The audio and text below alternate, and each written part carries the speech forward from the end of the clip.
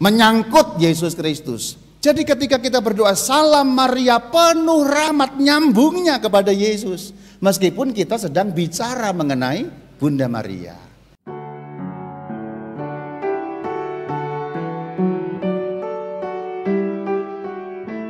Saudara-saudari, Bapak dan Ibu semuanya, Shalom Alaikum.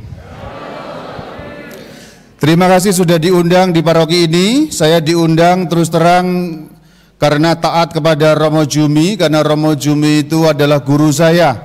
Jangan tertawa karena ini betul. Jadi jelek-jelek begitu guru saya.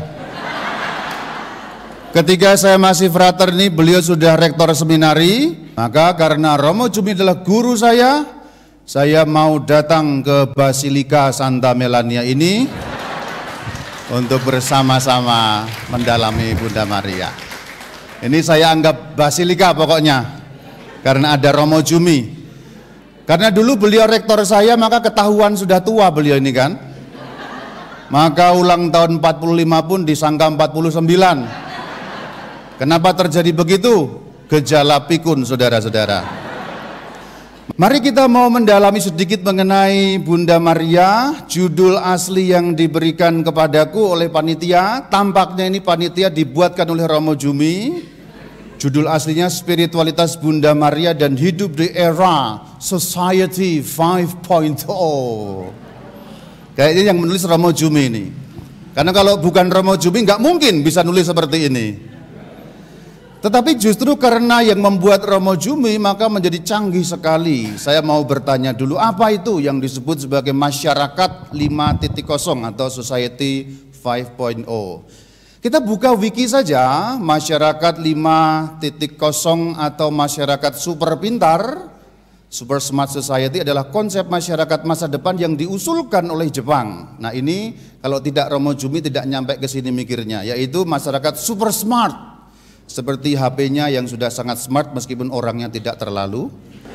Masyarakat 5.0 merupakan masyarakat yang berpusat pada manusia yang menyeimbangkan kemajuan ekonomi dengan penyelesaian masalah sosial melalui sistem yang sangat mengintegrasikan dunia maya dan ruang fisik. Masyarakat 5.0 diusulkan dalam rencana dasar sains dan teknologi kelima oleh mantan Perdana Menteri Jepang yang bernama Shinzo Abe pada tahun 2019. Jadi kalau kita mengacu pada judul aslinya, tampaknya berat saya mau bicara seperti ini. Apalagi kalau di sini kan, ya di Indonesia pasti akan datang masyarakat 5.0 ini. Karena kita tahu kalau kita runut dari istilah-istilah, masyarakat pertama itu masyarakat yang berburu dan meramu, yang mencari makanan di hutan dan seterusnya. Mungkin beberapa suku di Indonesia masih ada yang melakukan seperti itu. Masyarakat kedua itu pertanian, itu sudah lama kita tinggalkan karena kita sudah masuk kepada masyarakat yang ketiga, yaitu masyarakat industri. Dan bahkan yang keempat sekarang, masyarakat teknologi informasi, terbukti dengan semua yang ada di sini punya HP yang namanya smartphone, yang juga sudah terbukti dengan komunitas yang namanya komunitas bapak-bapak WA. Itu di mana-mana ada itu komunitas bapak-bapak WA itu. Suka forward sesuatu yang nggak jelas itu. Jadi ini kita ini sudah masyarakat 4 sekarang sebenarnya. Bapak-bapak WA itu di mana-mana kalau forward nggak jelas pokoknya. Kalau ibu-ibu lebih jelas ya, biasanya bergunjing satu dengan yang lain biasanya kalau ibu-ibu. Maaf ibu-ibu yang saya ceritakan bukan yang di sini tapi yang di Subang ya. Kalau ibu-ibu di sini kayaknya nggak ada yang bergunjing, paling cuma bergosip di sini mah ya.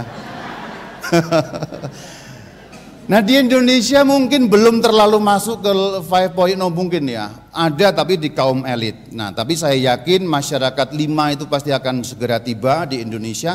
Namun mungkin di sini untuk kita pada umumnya masih agak asing. Jadi karena itulah daripada saya juga pusing bicara menghubung-hubungkan Bunda Maria dengan masyarakat 5. Dan juga Anda juga yang mendengarkan mungkin nggak terlalu ngerti kalau kita ngomong metaverse. Saya sih ngerti, Romo Jumi sih enggak gitu. Tapi kan pusing juga kalau kita harus menghubung-hubungkan seperti itu. Daripada terlalu ruwet, maka temanya saya simpelkan saja, yaitu Maria bagi kita. Karena bagaimanapun Dari seluruh masyarakat tadi yang terpenting adalah manusianya. Kalau manusianya cukup disiapkan, kalau manusianya cukup arif dan bijak, maka kita menghadapi masyarakat mau 5, mau 6, mau 10, mau 13, sarwa keneh. Kalau masyarakatnya disiapkan, orangnya siap dengan itu semua. Jadi saya mengkhianati judul yang diberikan oleh Romo Jumi, yaitu Spiritualitas Bunda Maria dan Hidup di Era Society 5.0 ya. Saya khianati. Kenapa saya berani mengkhianati? Karena dulu saya frater, sekarang sama pastor. Jadi tidak ada pangkat yang lebih tinggi. Lu pastor, gua pastor. Mau apa? Jadi pokoknya Maria bagi kita. Lalu nanti beberapa hal yang penting dapat kita tarik kesimpulannya dari pelajaran iman. Tetapi ini memang juga ada problem ya. Problemnya adalah di dalam Alkitab, juga di dalam tradisi suci, tradisi atau paradosis, Bunda Maria dibicarakan sangat sedikit. Kalau kita membuka Alkitab, Bunda Maria dibicarakan sangat sedikit. Misalnya kalau kita membaca Injil Yohanes, Bunda Maria ditampilkan di bagian awal, yaitu Yohanes pada pasal yang kedua dengan perkawinan di Kana. Baru nanti ketika penyaliban Tuhan Yesus baru muncul lagi. Dan sangat jarang, bahkan hanya kata-katanya pun sedikit sekali. Lalu bagaimana bisa kita menggali dari ayat-ayat yang begitu sedikit? Bisa. Karena selalu kita bisa mengembangkan bahwa ketika kita bicara kepada Bunda Maria atau bicara tentang Bunda Maria, kita pasti akan bicara tentang Tuhan Yesus. Karena gereja Katolik punya adagium atau ujaran per Mariam ad Yesum, melalui Bunda Maria sampai kepada Yesus. Dan kita juga ingat bahwa apapun ajaran gereja Katolik tentang Bunda Maria, sebenarnya pasti ajaran tentang Tuhan kita Yesus Kristus. Contoh kecil sebagai perbandingan saja, sebagai contoh yang awal. Kalau kita menyebut Maria Bunda Allah, sebenarnya kita bukan sedang mengunggul-unggulan Bunda Maria, bukan. Kalau kita menyebut Maria Bunda Allah, sebenarnya kita sedang mengakui Yesus adalah Allah. Maka ketika kita mengakui Yesus adalah Allah, maka Bunda Maria layak dan sepantasnya disebut sebagai Bunda Allah. Kenapa? Karena Yesus adalah Allah. Jadi ketika menyebut Bunda Allah, kaitannya selalu dengan baginda junjungan kita Yesus Kristus. Itulah per Mariam ad Yesum. Itulah kenapa pembicaraan kita bisa agak lebih luas, sehingga meskipun ayat yang dibahas sedikit, yaitu nanti aku akan bicara mulai dari Kidung Maria yang sebelumnya diawali dengan penampakan malaikat Gabriel kepada Bunda Maria. Karena dalam Alkitab pertama kali Bunda Maria muncul adalah ketika ditampaki oleh malaikat agung Mikael ya. Oh pinter, wah ternyata. Kalau di paroki lain saya bilang seperti itu langsung percaya aja. Di sini tidak ya, malaikat Mikael ya, Gabriel bisa membetulkan. Memang bedanya kalau pastor parokinya Romo Jumi ya seperti ini ya. Mari kita membahas apa yang akan kita bicarakan hari ini. Kita akan membicarakan 3 bagian yang sebenarnya ada 4 session, tapi 3 bagian kira-kira seperti inilah. Pertama kita akan bicara mengenai penuh rahmat, materinya kira-kira 45 menit, kalau nanti sudah 45 menit disemprit saja, kemudian tanya jawab. Bagian kedua kita akan bicara mengenai jangan takut, karena itu muncul dalam teks yang akan kita baca sama. Kemudian bagian 3 kita akan bicara mengenai perkataanmu atau jadilah padaku menurut perkataanmu. Materi sama, tanya jawab lebih panjang karena bisa juga merangkum di bagian-bagian selanjutnya. Kira-kira demikian, meskipun hanya ada 2 session, tapi sebenarnya saya akan berikan 4 session gratis 1 karena khususku persembahkan kepada Romo Jumi, I love you muah-muah.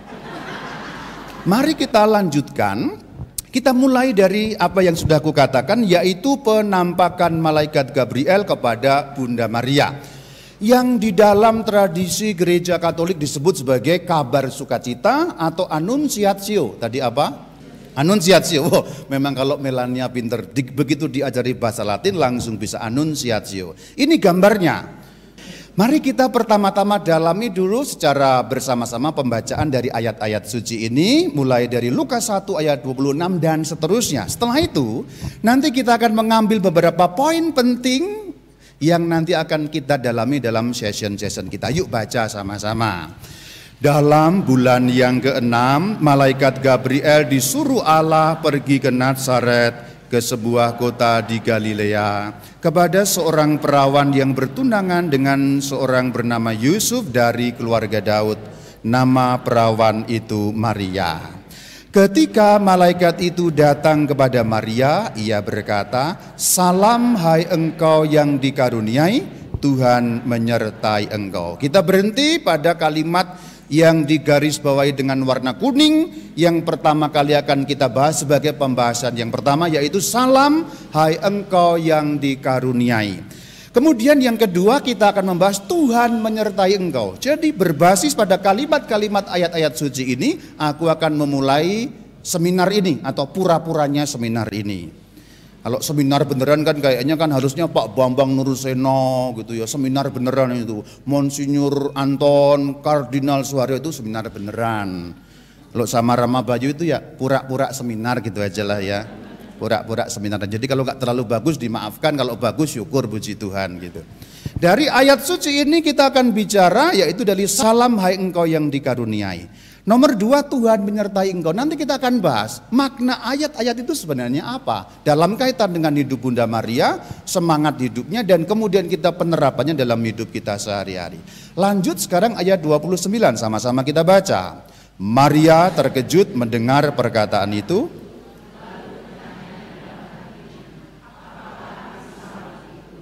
Kata malaikat itu kepadanya, "Jangan takut hai Maria, sebab engkau beroleh anugerah di hadapan Allah." Ada kalimat yang digaris kuning yaitu jangan takut.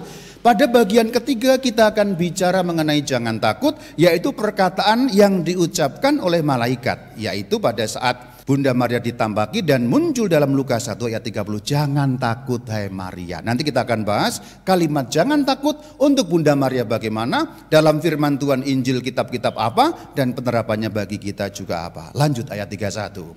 "Sesungguhnya engkau akan mengandung dan akan melahirkan seorang anak laki-laki, dan hendaklah engkau menamai dia Yesus." Nah ini per Mariam ad Yesum. Di bagian awal diceritakan Bunda Maria, tapi selanjutnya kemudian muncul tokoh Yesus, dan penampakan malaikat Gabriel ada hubungannya dengan baginda Yesus. Artinya kalau tidak ada hubungannya dengan baginda Yesus, tentu saja kita bisa membayangkan Bunda Maria tidak ditampaki oleh malaikat Gabriel. Sebab tujuannya menampakkan diri kepada Bunda Maria adalah menyampaikan bahwa engkau akan mengandung, yaitu mengandung nanti yang namanya adalah Yesus. Kita lanjutkan kalimat selanjutnya, ayat 32 sama-sama.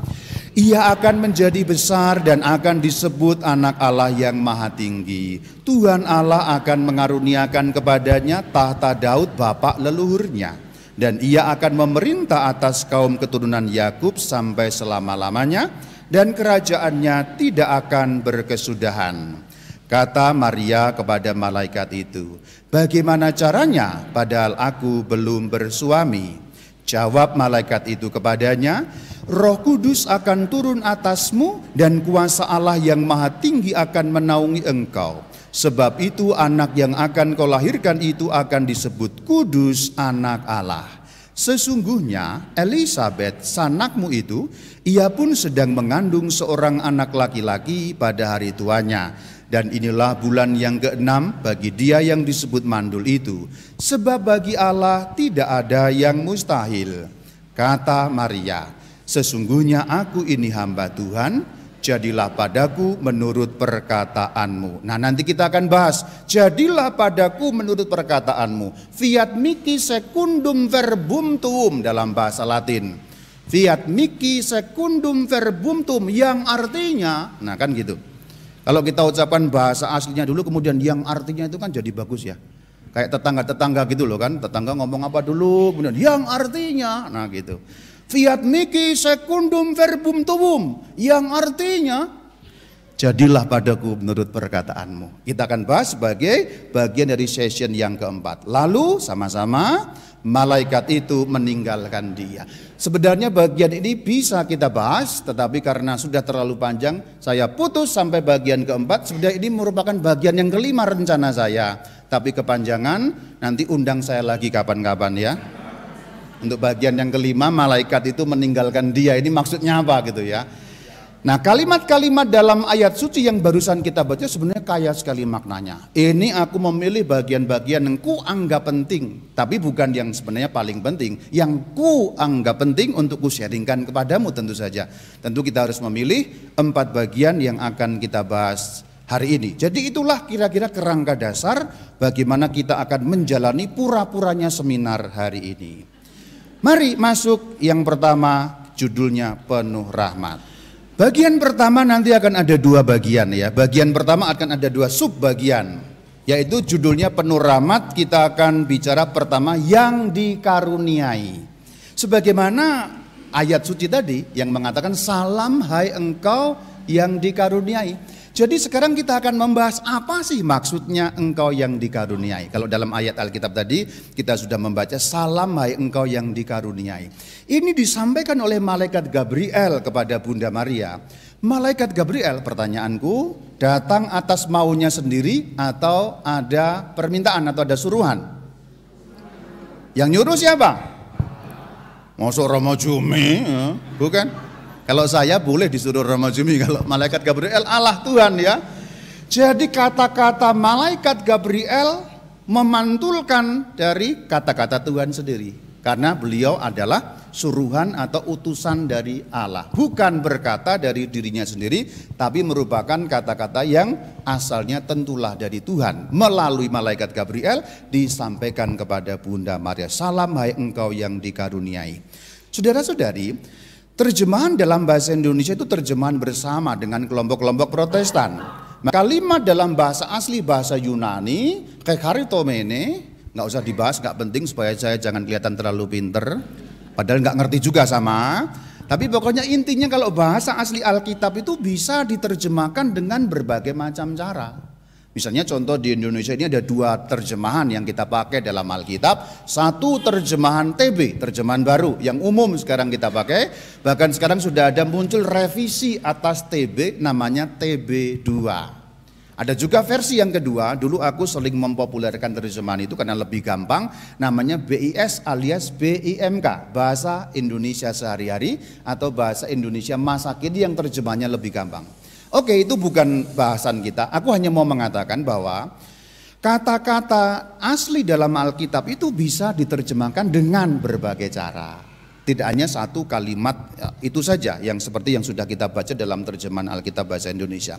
Maka Lukas 1 ayat 28 dapat diterjemahkan dengan cara lain kalau kita mengikuti contohnya cara Vulgata. Apa itu Vulgata? Pengetahuan sedikit.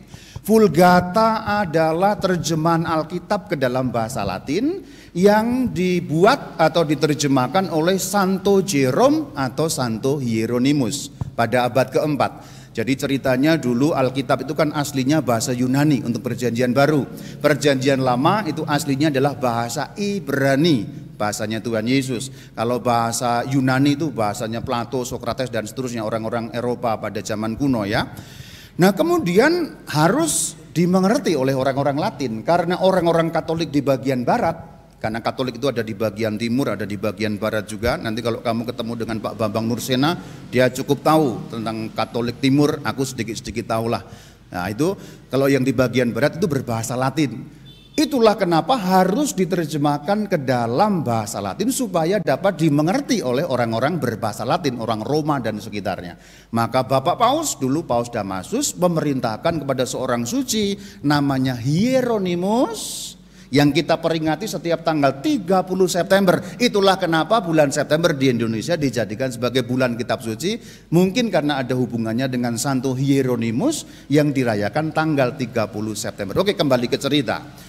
Diminta untuk menerjemahkan Alkitab dari bahasa asli ke dalam bahasa Latin. Nah itulah kenapa kemudian terjemahan itu jadi dalam bahasa Latin. Maka terjemahannya disebut sebagai terjemahan Vulgata. Jadi dari bahasa Yunani ke dalam bahasa Latin untuk perjanjian baru. Perjanjian lama itu bahasa Ibrani ke dalam bahasa Latin. Jadi setelah 40 tahun, jadi kerjanya panjang sekali. Untuk menerjemahkan Alkitab butuh waktu 40 tahun dan bekerja waktu itu di Yudea atau di kota Yerusalem. Setelah selesai di Yerusalem kembali ke Roma, dipersembahkan kepada gereja, Bapak Paus sudah selesai. Aku sudah terjemahkan selesai 40 tahun.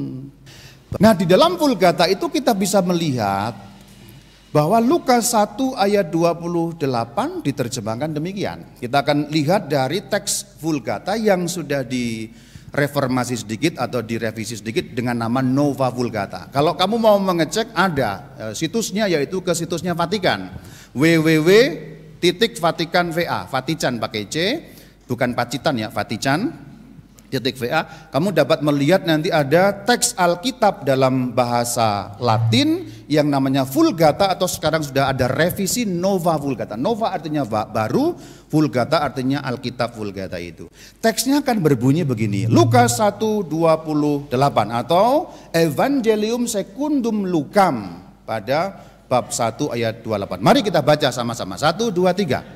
Ya, gini Bapak dan Ibu, santai.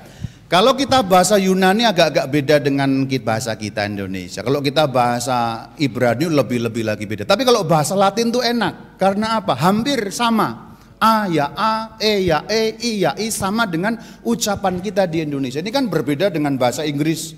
Kalau Inggris kan A itu kan tidak A kan, A, B, C, D gitu ya. Jadi lain. Tapi kalau Latin tuh gampang. Kalau A ya dibaca A. Jadi ini bacanya gampang. E dan T bacanya at gitu aja. At ingressus ad eam dixit. Ave gratia plena Dominus tecum. Jadi ayat di dalam Lukas 1:28 yang tadi dalam bahasa Indonesia berbunyi salam hai engkau yang dikaruniai, di dalam terjemahan Latin berbunyi Ave gratia plena Dominus tecum. Jadi Ave gratia plena Dominus tecum. Perhatikan pada kata gratia plena. Ini yang nantinya muncul di dalam Salam Maria versi bahasa Latin yang kemudian diterjemahkan dengan bagus dalam bahasa Indonesia lurus-lurus. Coba kalau doa Salam Maria bunyinya bagaimana? Bahasa Indonesia. Stop sampai di situ. Saya percaya Anda Katolik ya. Oke. Salam Maria penuh rahmat. Dalam teks asli bahasa Latin berbunyi Ave Maria gratia plena. Kan kalau ada perkawinan suka ada itu lagunya kan, pas pasangan perkawinan berlutut di patung Bunda Maria sambil nangis. Kan biasanya kalau kawin kan nangis kan, kamu waktu kawin nangis kan, apalagi waktu sungkeman, nangis ya. Pastornya ketawa-ketawa aja. Kalau saya ada yang nangis pas kawinan tuh dalam hati saya bilang welcome to the jungle gitu. Syukurin kamu nanti ya, rasakan loh gitu. Yang udah kawin lama tahu rasanya kawin kan. Lebih bagus saya tidak kawin. Haleluya, puji Tuhan saudara. Lihat bapak-bapak itu kan kisut-kisut kan. Dulu para bapak itu belum punya istri, ganteng, wow, glowing. Begitu punya istri kisut kamu ya. Dicerawetin mulu tiap hari kan. Coba lihat Romo Jumi itu, meskipun tua, glowing kan? Ya. Apa kuncinya? Yo tidak kawin itu tadi saudara. Lihat Romo Bayu ini, kan hitam-hitam, tapi hitamnya itu kayak memukau gitu kan? Iya, beda lah, iya, beda. Nggak usah tepuk tangan gitu. Kamu nggak happy kok tepuk tangan? Happy ya puji Tuhan kalau happy. Ibu-ibu sama, sudah tiap hari dimarahin sama suaminya. Oke, kembali ke soal tadi. Ini sering dinyanyikan kalau orang berdoa di patung Bunda Maria menikah. Ave Maria.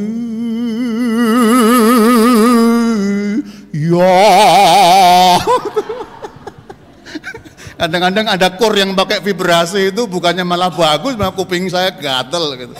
Ave Maria. Iya. Bukannya jadi bagus malah rusak gitu banyak. Kembali ke laptop ya. Kembali ke laptop. Nah, Ave Maria gratia plena itu diambil dari ayat ini. Jadi doa Salam Maria itu doa yang sangat alkitabiah karena memang landasan dari Alkitabnya jelas. Ave-nya jelas diucapkan kepada Maria, kemudian ditambahi kata Maria, Ave Maria gratia plena Dominus tecum, benedicta tu in mulieribus et benedictus fructus ventris tu Iesus, Sancta Maria Mater Dei, ora pro nobis peccatoribus nunc et in hora mortis nostrae, amen. Yang artinya, ya Salam Maria juga gitu, hanya bahasa Latin. Perhatikan kata gratia plena. Gratia plena, gratia itu rahmat, plena penuh. Jadi memang dalam bahasa Indonesia ketika diterjemahkan penuh rahmat itu betul. Karena harafiah dari kata bahasa Latin gratia plena. Gratia itu rahmat, plena penuh. Contoh kalau kata penggunaan kata plena dalam rapat DPP atau rapat pengurus gereja, rapat pleno. Apa itu rapat pleno? Rapat seluruhnya, penuh. Jadi sepenuh-penuhnya pengurus, rapat pleno itu dari kata plena bahasa Latin. Jadi rapat penuh. Gratia itu bahasa Inggrisnya grace. Jadi kalau ada orang namanya grace, Latinnya itu gratia. Dari kata gratia itu kita mengenal kata gratis. Gratia, kita mengenal kata gratis. Jadi kalau dalam bahasa Indonesia kita kenal kata gratis, itu akarnya dari bahasa Latin gratia. Gratis itu cuma-cuma. Ya seperti itulah rahmat. Rahmat itu cuma-cuma, enggak usah bayar diberikan. Kira-kira makna kata gratis seperti itu. Oke, itu bukan tema kita masuk ke sini. Gratia plena penuh rahmat. Jadi engkau yang dikaruniai tadi dapat diterjemahkan dengan cara lain, yaitu penuh rahmat. Salam yang penuh rahmat. Salam engkau yang penuh rahmat. Pertanyaan selanjutnya, apa artinya penuh rahmat itu? Tapi ini bisik-bisik dulu ya. Di dalam seluruh Alkitab tidak ada tokoh satupun yang disapa dengan penuh rahmat kecuali satu orang ini, yaitu Bunda Maria. Tidak ada. Nabi-nabi atau tokoh-tokoh besar, raja-raja, siapapun tidak ada yang disapa dengan penuh dengan rahmat. Dalam bahasa Sunda kayaknya sembah baktos Maria anu pinuh ku rahmat. Nah sama, anu pinuh ku rahmat. Jadi dalam bahasa Sunda sama itu seperti itu, pinuh ku rahmat. Nah kenapa dikatakan penuh rahmat dan apa artinya, mari kita dalami. Kalau kita menjawab hanya dari hikmat kita atau Rama Bayu juga dari Rama Bayu sendiri atau lagi dari Romo Jumi, itu mungkin bisa keliru. Tetapi aku akan mengajarkan kepadamu ajaran dari gereja yang termaktub dalam KGK. Apa itu KGK? Katekismus Gereja Katolik. Katekismus Gereja Katolik adalah kitab yang memuat ajaran resmi gereja tentang apapun yang terkait dengan iman Katolik. Jadi kalau kamu mau tahu apapun tentang iman Katolik, KGK menyediakan. Jadi cara paling aman dan cara paling sehat untuk tahu ajaran gereja Katolik adalah melalui KGK, Katekismus Gereja Katolik. Itulah kenapa kalau Anda membuka channel YouTube Katkit, oh tadi sudah dipromosikan ya, nggak usah subscribe, udah kebanyakan. Nah itulah kenapa kalau saya membahas ini dan itu di dalam channel itu saya selalu bersumber dari KGK, karena itu cara paling sehat dan cara paling aman untuk tahu ajaran Katolik. Maka kita baca KGK 491. Yuk kita baca sama-sama. Dalam perkembangan sejarah, gereja menjadi sadar bahwa Maria dipenuhi dengan rahmat oleh Allah sudah sejak ia dikandung. Perhatikan kutipan dalam kurung yang menyebutkan ayat Alkitabnya, yaitu Lukas 1 ayat 28. Jadi gereja Katolik sudah mengartikan Lukas 1 ayat 28 itu di dalam KGK 491 dan seputar itu yang nanti ada hubungannya akan saya jelaskan. Artinya ketika kita berdoa Salam Maria, sebenarnya kita sedang mengutip Lukas 1 28 di bagian awal tadi.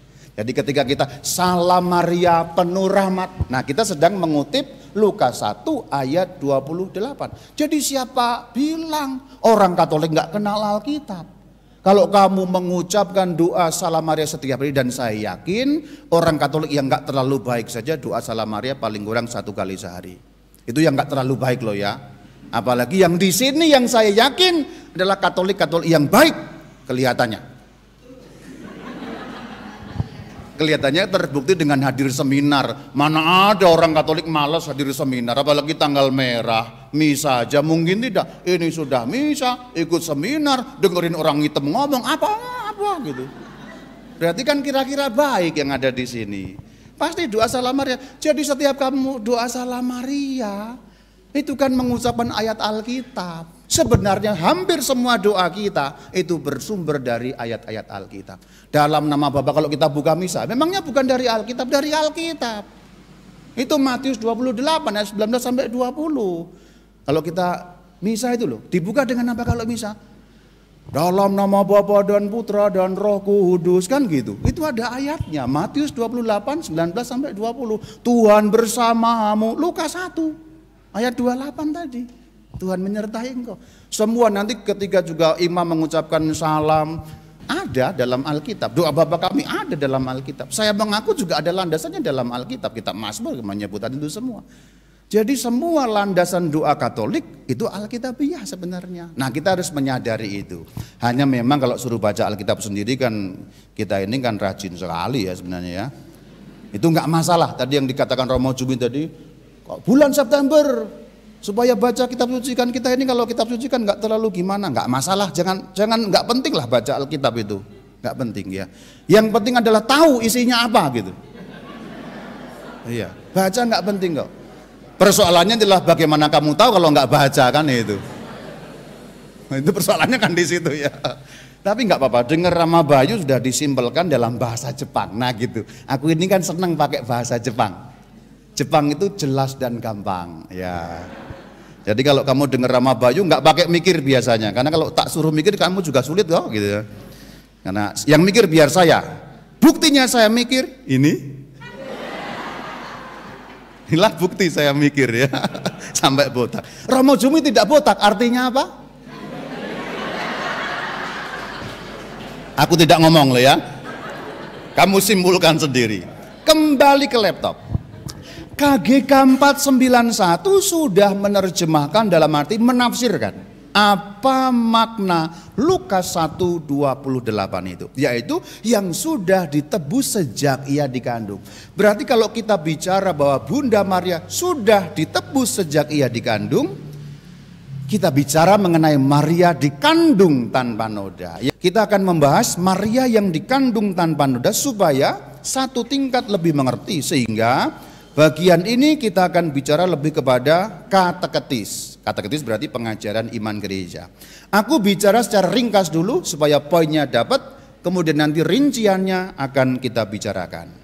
Penetapan dogma terjadi 8 Desember 1854 oleh Paus Pius yang ke-9 melalui surat apostolik yang berjudul Ineffabilis Deus. Dengan surat itu ditetapkan dogma 1854. Tapi bukan berarti ajaran Katolik baru ada tahun ini, tidak, tapi sudah sejak zaman para rasul. Penetapan dogma adalah resminya berlaku untuk seluruh gereja. Bagaimana bunyinya? Yuk kita baca sama-sama.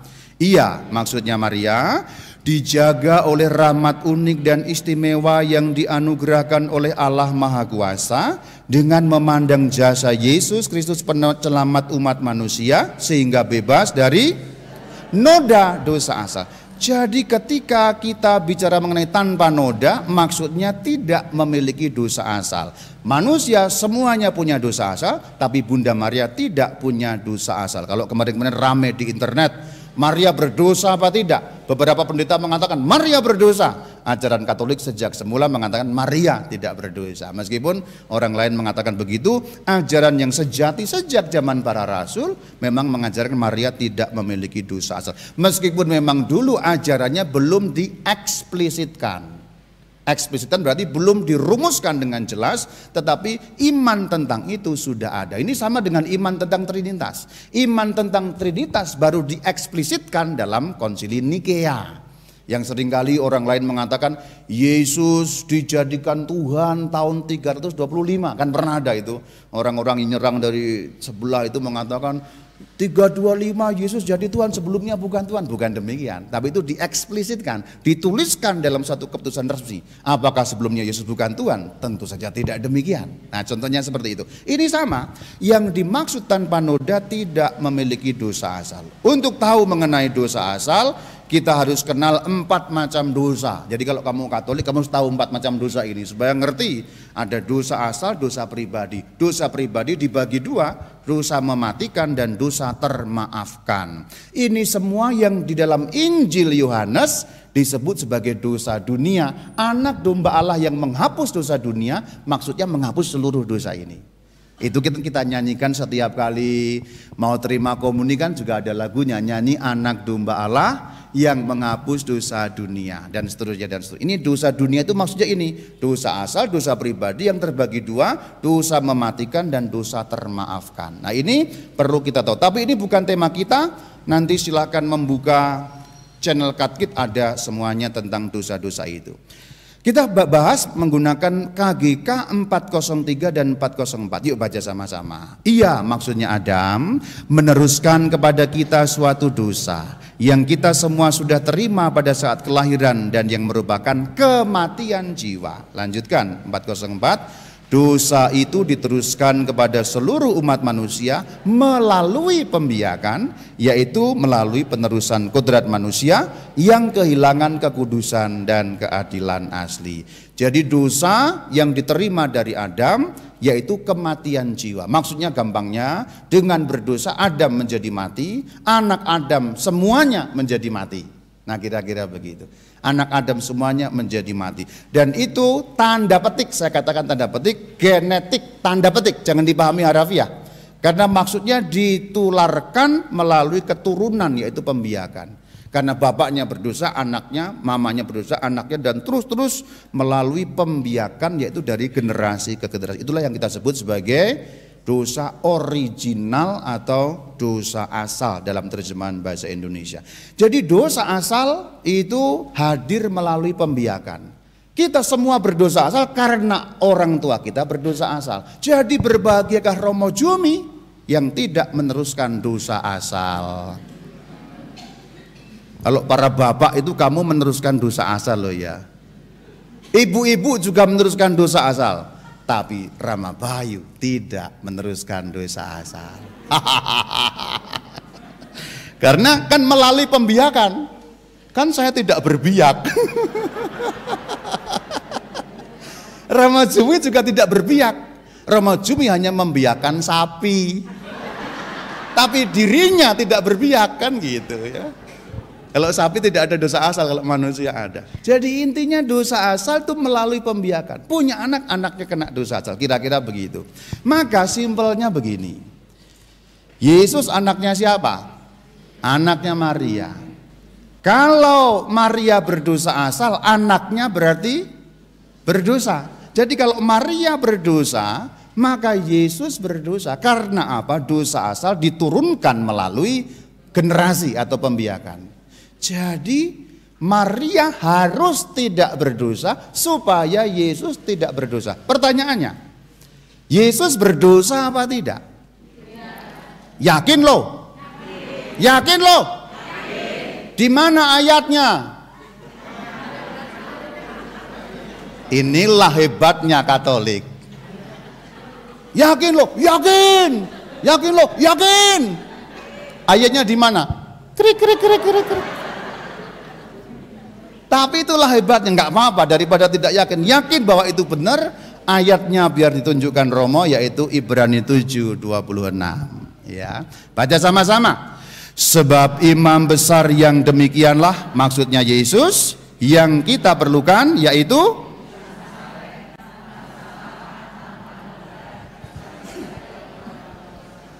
nah inilah ayatnya. Jadi apakah Yesus berdosa? Yakin?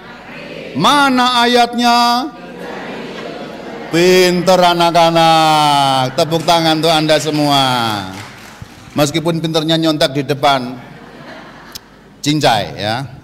Itulah gunanya Romo dihadirkan di sini. Kalau enggak gitu kan enggak ada gunanya saya ngapain di sini kan, kamu udah pinter. Tanpa salah, tanpa noda. Berarti Yesus Kristus tidak berdosa. Ayatnya Ibrani 7:26. Berarti kalau kita melihat bahwa Yesus tidak berdosa, harusnya Maria tidak berdosa. Supaya Yesus tidak berdosa, Maria harus tidak berdosa.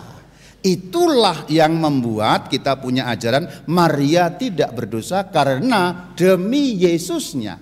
Karena kalau Maria berdosa, Yesus akan kena dosa dari Maria. Dengan Maria tidak berdosa, maka Yesus tidak berdosa. Dan memang jelas Tuhan Yesus tidak berdosa. Konsekuensi sebaliknya adalah kalau Yesus tidak berdosa berarti Maria tidak berdosa. Itulah yang kita kenal sebagai penuh rahmat. Jadi ketika kita berdoa salam Maria penuh rahmat, ini juga ada faktor atau ada dimensi, istilah kerennya kristologis. Langsung tegang mukanya, nggak ngerti apa kan? Kristologis bahasa Jepangnya menyangkut Yesus Kristus. Jadi ketika kita berdoa salam Maria penuh rahmat, nyambungnya kepada Yesus. Meskipun kita sedang bicara mengenai Bunda Maria. Jadi ketika mengatakan salam Maria yang penuh rahmat, artinya yang bebas dari dosa asal. Dengan demikian Yesus bebas dari dosa asal, artinya kita nyambung sampai kepada Yesus per Mariam ad Yesum. Semua artikel, semua omongan, semua kalimat tentang Bunda Maria pasti nyambung sampai tentang Yesus Tuhan kita. Nah begitu. Maka kita kembali ke bagian ini. Karena Maria tidak punya dosa asal, Yesus tidak punya dosa asal. Inilah yang disebut sebagai penuh rahmat. Jadi rahmat Tuhan penuh dalam dirinya karena tidak ada dosa. Karena dosa menghilangkan rahmat. Jadi makin banyak dosa dalam diri kita, makin banyak rahmat hilang dalam diri kita. Ibaratnya gampangnya kalau ada gelas seperti ini, kalau rahmat itu kita gambarkan sebagai air ya, contohnya ini saya tuangkan supaya kelihatan simulasinya. Ini sebenarnya bukan simulasi, hanya karena saya haus pengen minum saya tuangkan. Tapi kan sekaligus menjelaskan gitu loh. Itulah pinternya saya ya. Jadi mau minum aja pakai simulasi. Jadi ini gelas kita kosong, ini rahmat, ini air penuh ya, kosong penuh. Kosong ini penuh kalau dituangin rahmat Tuhan. Tapi bayangkan kalau ada dosa-dosa itu digambarkan kotoran lah. Mungkin ini ada pasir, batu, sampah. Sampahnya 3 perapat. Berapa air yang dapat ditampung oleh gelas ini? Penuhkah? Hanya seperapat. Kalau sampahnya penuh berarti rahmatnya tidak masuk. Jadi rahmat dan dosa bertentangan. Artinya kalau ada rahmat tidak ada dosa. Kalau tidak ada dosa penuh rahmat. Jadi ketika Bunda Maria penuh rahmat, artinya tidak ada dosa sama sekali. Maka mengatakan Maria tanpa dosa asal sebenarnya mengakui Yesus tanpa dosa. Jadi sampai selalu kepada Yesus. Maka gereja kemudian menyimpulkan sebagaimana yang sudah kita baca tadi, KGK 491 sudah ditebus sejak ia dikandung. Jadi penebusan Sang Kristus berlaku sebelumnya. Kejadiannya belum, tetapi berlaku sebelumnya. Kalau bahasa kita berlaku surut, atau kalau bahasa anggaran kasbon. Ya kalau bahasa anggaran kasbon. Belum saatnya ada pembiayaan tapi ambil dulu gitu loh. Kasbon itu kan ambil dulu. Kamu mendapatkan gaji baru, gajian tanggal 25 akhir bulan. Tapi ada kebutuhan nyumbang ini nyumbang itu dan sebagainya, kurang duit, tanggal 10 kamu sudah minta gaji, namanya apa? Belum saatnya tapi diberikan. Jadi untuk Bunda Maria penebusan belum terjadi tapi kasbon.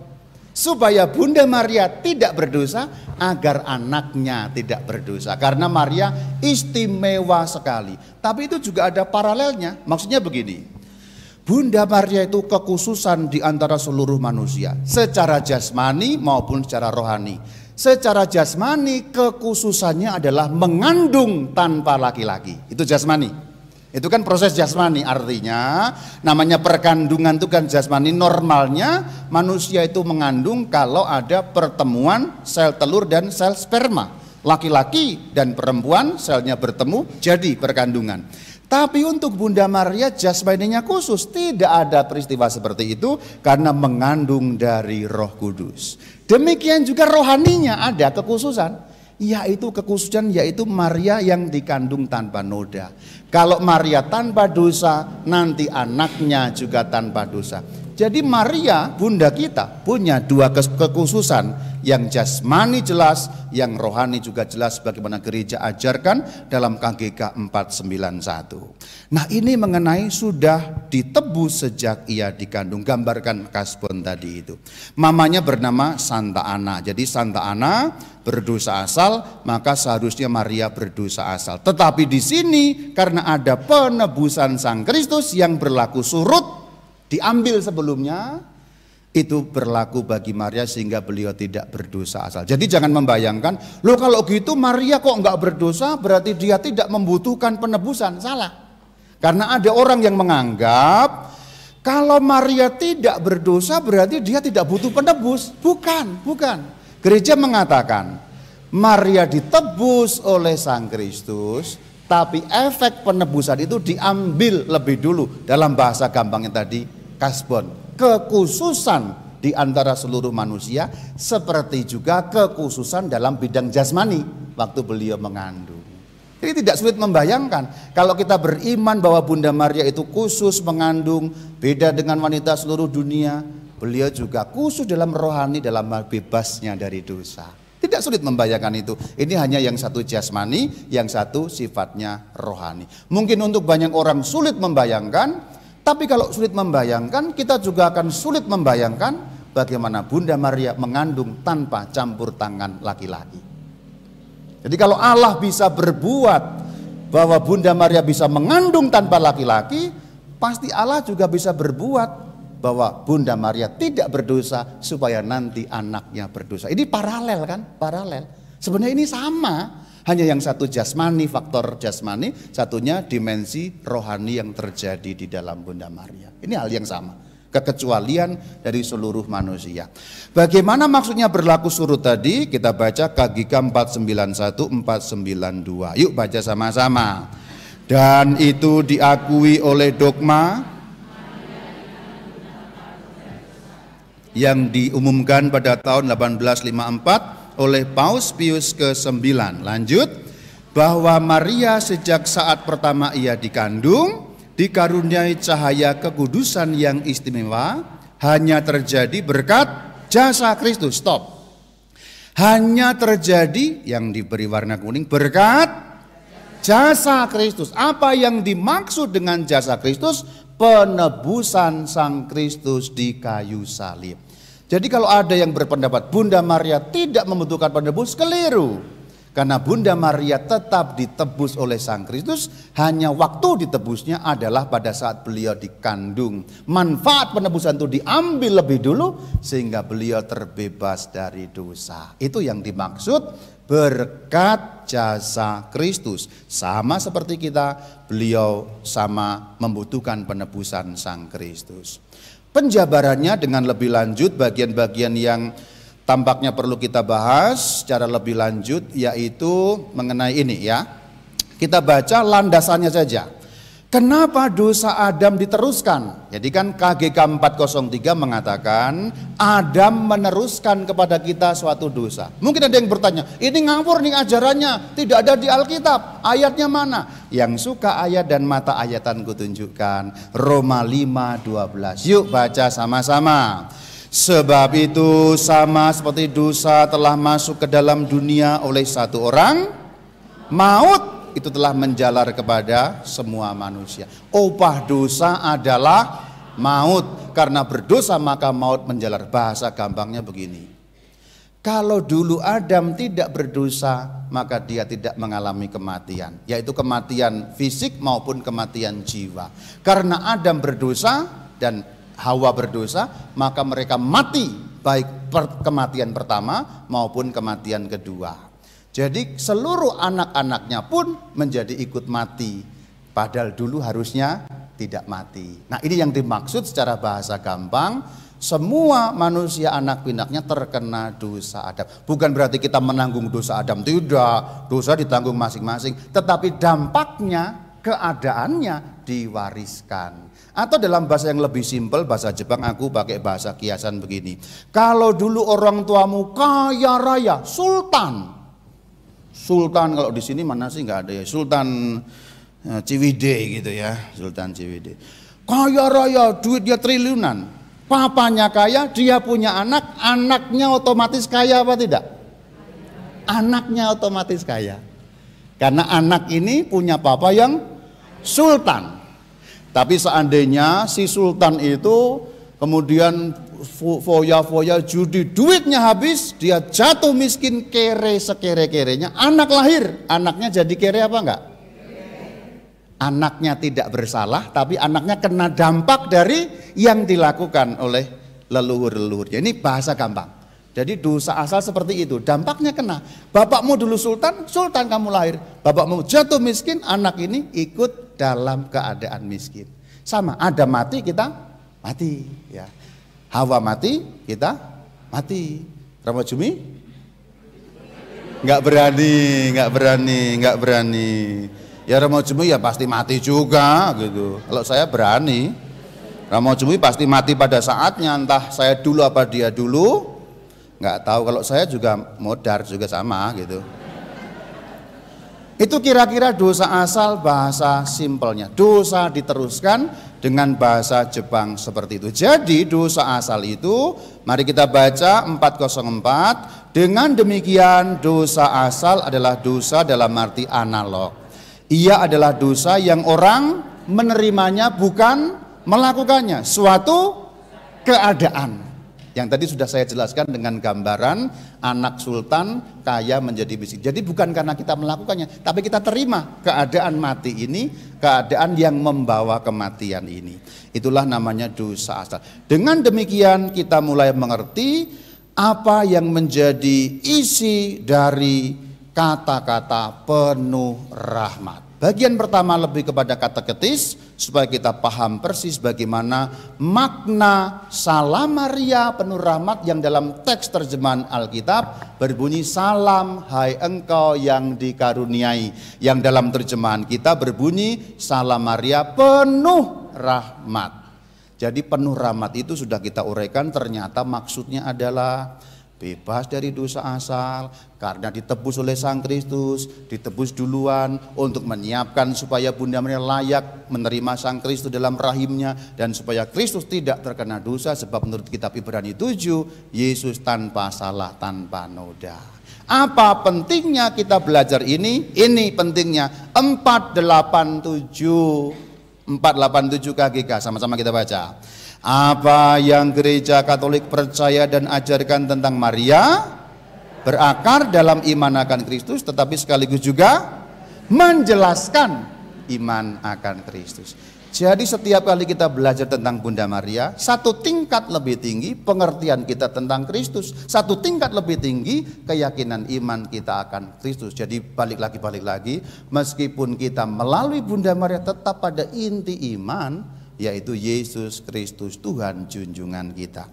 Untuk bagian pertama kita selesai. Shalom Alaikum.